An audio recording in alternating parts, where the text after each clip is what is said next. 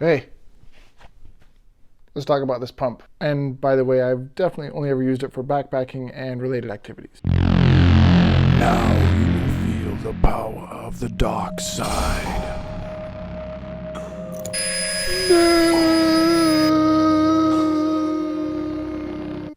Okay, mostly. What can I say? I'm a thorough tester. I wanted to see whether it was strong enough to blow Luke Skywalker away. And turns out, it is. But let's also talk about whether it would be useful for a backpacker. What's up, Dirt Junkies? My name is Jeff, and thank you for stopping by Dose of Dirt.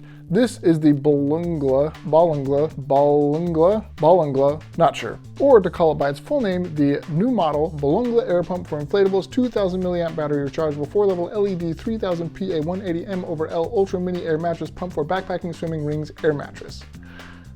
Little bit of a mouthful. To keep this video under an hour and a half long, we're just gonna call this the pump. You're welcome. I've had this pump for just over a month now and have been putting it through some serious testing. Now, I wanna be completely upfront.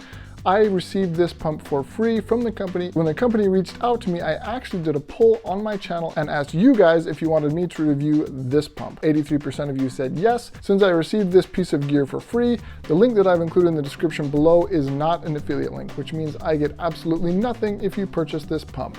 Let me repeat, I do not care if you purchase this pump. Enough of that, let's talk about the testing and the review. As I mentioned already, it's from a company that I cannot pronounce called Bolngla, something like that. You can get it for $30 on Amazon. I've included a link below, not an affiliate link. It is rechargeable with a USB-C. It comes with 5 different nozzles. 2 are intended to pump up air mattresses. This more rubbery one is intended to use with the vacuum function. One can be used to put into things like blow-up toys, pool toys, things like that. But it's also not just an air pump. It also has a lantern with 3 different levels. There's 1, 2, and 3, as well as a flashlight. Wow, that's pretty bright. As well as this little carry bag, and potentially, most importantly, the guide of mini pump. Let's talk about the test.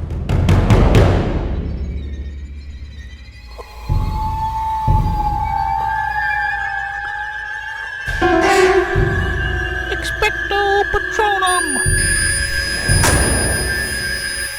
Patronum! Sorry, that wasn't one of the official tests. Let's talk about the official tests. For me, one of the most important functions of this pump is how well it can blow up an air mattress. That would be the thing I would use it for the most, so naturally, that's the first thing that I test. The Amazon description does say that this pump can blow up a camping air mattress in about 3 minutes. Now, this is where you're going to learn that I actually own an embarrassing amount of sleeping pads, but it came in handy because I got to blow up all of them in a row and also see how long it would take to blow up different pads of different sizes. I'll put the times for each of the pads on the screen as well as the dimensions of each of the pads. I own 2 Pariah Recharge XL pads, so I thought it would also be a good idea to pump one of those up first and then also last to see whether the pump time increased the longer I used the pump.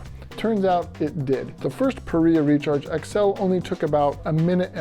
The rest, as you can see on the screen, varied from just under 1 minute to just over 2 minutes. The larger ones taking longer than the smaller ones. And the Pariah Recharge XL I blew up last took 2 minutes, 5 seconds. So a full 35 seconds longer after just blowing up maybe 7 pads in between the two. So it definitely meets the claim that it will pump up a sleeping pad in 3 minutes or less, and I found none of my pads took longer than 2 minutes and 17 seconds. Now let's talk about how many air mattresses it would be able to blow up on just one charge. What I did do was run it completely dead several times to see how long that would take. I set up my GoPro on time lapse and recorded it blowing completely dead. It actually does this little dance when you put it on the table and turn it on high. So you get to enjoy that in time lapse, and let's see how long it takes before it runs completely out of batteries. I will say that I had to come and restart it a few times because it will only go for about 10 minutes and then it dies so the pump doesn't overheat. Or maybe it dies because the pump does overheat. I'm not really sure.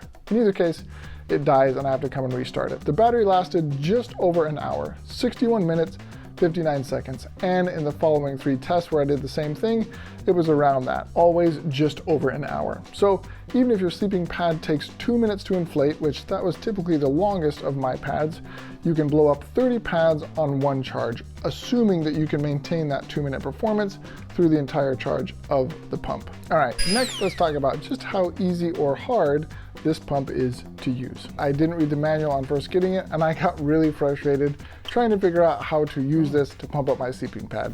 And I finally gave up because I just couldn't figure it out. Not the pump's fault, just saying it wasn't as intuitive as I would have hoped. But after reading the guide of mini pump, it's pretty easy. Push it twice to get the pump, push it again to go on high, push it again to turn it off. Or you can hold it down to get the lantern and then push it once to go a little bit higher, once to go higher, and then once to get the torch, and then once to turn it off. So pretty straightforward. That's all the functionality. One button, pretty easy. But once you've got it going, how easy is it to use to pump up a sleeping pad? I will tell you that having pumped up all of my sleeping pads, it worked well on most of the sleeping pads. The guide of mini pump, source of all truth, says that these two nozzles are to be used for pumping up sleeping pads. Obviously you can use the other ones, nobody's gonna stop you, and if it works better, it works better, but these are the ones that it is designed to use for pumping up sleeping pads. I found that this larger one worked for most of my sleeping pads, and then there were a few where I put this smaller one on. The one pad where I didn't sleep well was my sleep and go, because I couldn't get a good seal with these nozzles. But I was able to get something to work reasonably well for each of my sleeping pads. So as long as I know what pad I'm taking, I would know which nozzle to take with me on my trip. We also need to talk about how well or not well this pump did at blowing up the sleeping pads. How firm were those sleeping pads, and was it sufficient? Unfortunately, I found that for me, it doesn't pump up the sleeping pad quite as much as I would like. I let it run for as long as it felt like it was still pushing air into the pad, and then tested the pad for firmness, and it just wasn't as firm as I would like. I had to put at least 2 more breaths into them before it was as firm as I like to sleep on. Whether or not you need to do that will depend on your personal preference, but honestly, I think even if you like sleeping on a soft pad, this just won't put quite enough air into it. Next, let's talk about what the run times are for the flashlight modes. I tested the lantern mode on high first. I turned this light on, started the timer, and then started the GoPro recording. The Amazon description says it will run in this mode for about 4.5 hours, but the brightness of the light really starts to fade around that time. The time lapse is still running, and the light didn't actually fully go out until about 14 hours, but you'll see towards the end the light's basically useless. It's not going to help you see anything out in the woods at night. So the useful life is really 4 or 5 hours, not much longer than that. They also claim that the low lantern mode will last for 18 hours. And I started testing this, but the time lapse was taking so long, the light really started to fade at 18 or 19 hours, and then at some point fizzled out. But I just didn't want to keep recording that much footage. The low lantern mode will last at least the indicated time of 18 hours, but it's not that bright. We'll get to how bright in just a second. First, let's talk about the flashlight mode. The description indicates that the flashlight will last for 4.5 hours. You know the drill. I set up the GoPro to record it on time lapse, started the timer to see just how long the flashlight would last. You'll see at about 330 minutes or 5.5 hours, I had to turn the light on so that we could see the timer.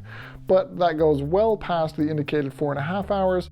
At the 8-hour 20-minute mark, I actually turned off the light because I was heading to bed and didn't want to leave the light on all night, and you can barely see the timer. So while the light is still going, if it's not bright enough to show you a timer that's 1 inch in front of it, it's certainly not going to be bright enough to be helpful at all in the backcountry. But it does only say that the flashlight lasts for 4.5 hours, and it comes through on that promise. So I'm reasonably pleased with the run times of the torch and lantern modes on this mini pump. But what really matters with the torch and a lantern is how bright they are. Let's go outside and let's see just how much light this will give you if you're walking the trails at night.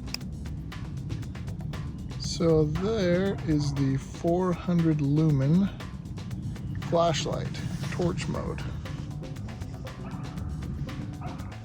And that is a 330 lumen BioLite headlamp.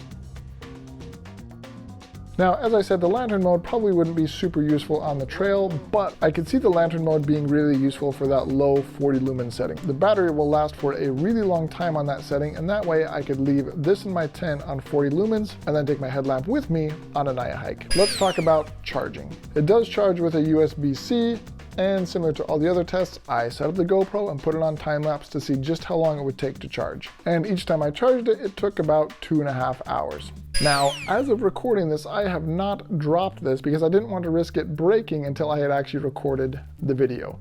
So we're gonna go outside, we're gonna do that now, and we'll see how it goes. Sounds very good. Still works.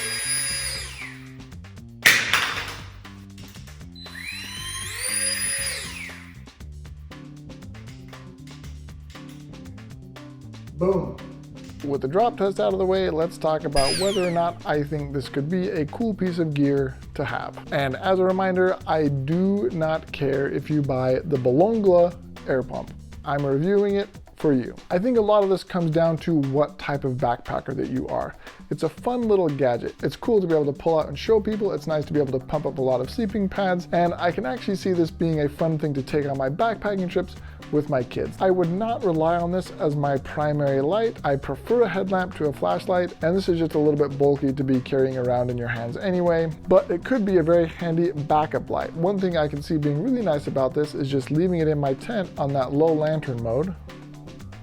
Right there. It could also be really useful in the tent at night, trying to get settled into your sleeping bag or your quilt, and it's just nice having a lantern light in there instead of a headlamp, and this would work well for that. So at the end of the day, would I buy this pump if it had not been provided to me for free?